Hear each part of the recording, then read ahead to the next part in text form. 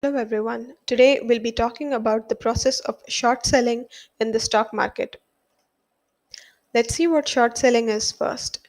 Short selling, which is also known as shorting, selling short, or going short, refers to the sale of a security or financial instrument that the seller has borrowed to make the short sale.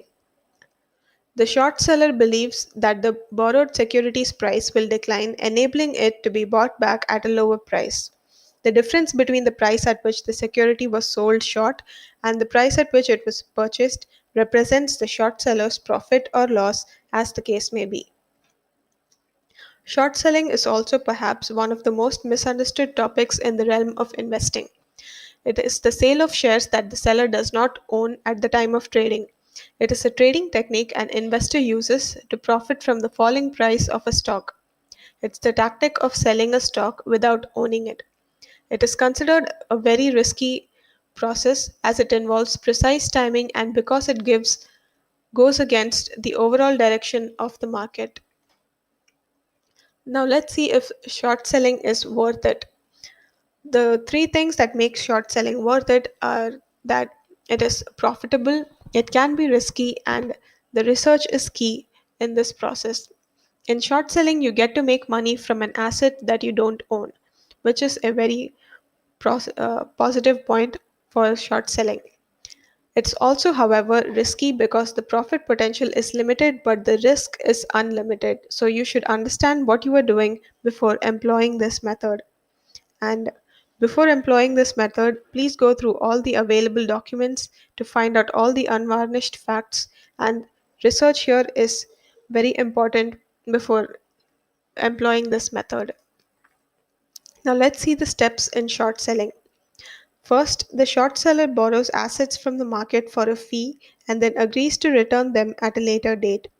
The second step is the short seller immediately sells the asset on the market to someone else. Then, as the deadline for return gets nearer, the short seller buys back the stock from the market to return to the original owner. The short seller then lastly returns the borrowed stock to the broker, and if the asset prices have fallen, the short seller makes profit from the difference. Now let's see the risks that are involved with short selling. First are the stock borrowing costs. Shares that are difficult to borrow have a hard to borrow fee. And then there's the buy in. A broker or a dealer can at any time close out a short position for a difficult to borrow stock because its lenders are demanding it back. And let's see the third risk, which is the dividends. The share seller is responsible for making dividend payments to the lender on the shorted stock. Then there's the short squeeze. When the heavily shorted stock moves sharply higher due to positive development in the stock, the lenders rush to buy the stock to cover their positions, which typically further moves the price even higher. Then there's the other payments. The short seller also has to pay to the lenders on events such as share splits, spin offs, and bonus share issues. And the last risk that has to be considered is the margin interest. If short positions are kept open over an extended period, the interest payable can add up. Thank you for watching this video.